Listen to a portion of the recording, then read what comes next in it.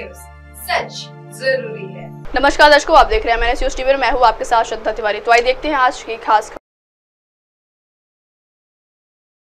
महिलाओं को भागीदारी देने में शरद पवार गुट सबसे आगे। महाराष्ट्र विधानसभा चुनाव से पहले बीजेपी की शाइना एनसी ने विपक्ष पर किया कड़ा प्रहार। चुनाव से पहले देवेंद्र फडणवीस ने दिखाया आत्मविश्वास। तो आइए देखते हैं खबर विस्तार से। महिलाओं को भागीदारी देने में शरद पवार गुट सबसे आगे।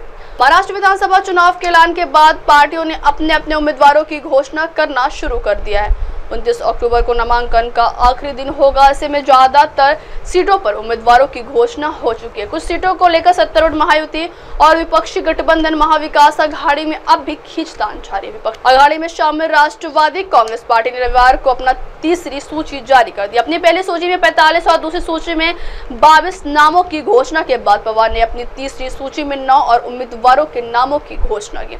उस तरह से अब पवार के उम्मीदवारों की संख्या 76 हो गई। आइए बढ़ती अगली खबर क्या।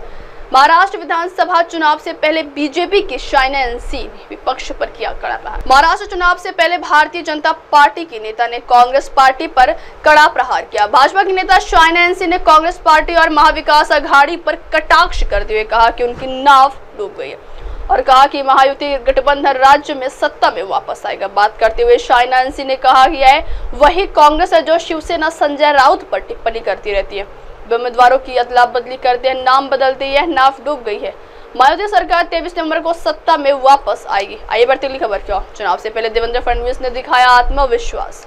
लोकसभा चुनाव में बीजेपी को निराशाजनक प्रदर्शन से विपक्षी गठबंधन महाविकास अघाड़ी में शामिल सियासी दलों के हौसले बुलंद है, तो वही सत्तारूढ़ महायुति में शामिल घटक दल भी बीजेपी को कमतर आंक रहे हैं।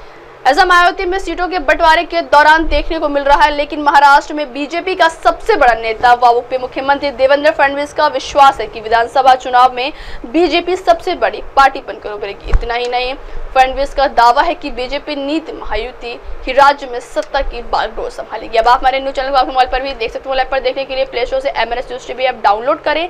इंस्टा, हाई, ट्विटर जैसे कई सोशल मीडिया प्लेटफॉर्म पर हमारा चैनल उपलब्ध है। आप इस यूट्यूब लाइव भी दे सकते हैं। अब वक्त होता है दर्शकों ब्रेक से लौटने के बाद देखिएगा देश और दुनिया की खबरें। बने रहिए MNS न्यूज टीवी पर। नमस्कार, मैं हूं Abhishek Bachchan. Keep watching MNS news. आप देख रहे हैं MNS न्यूज, सच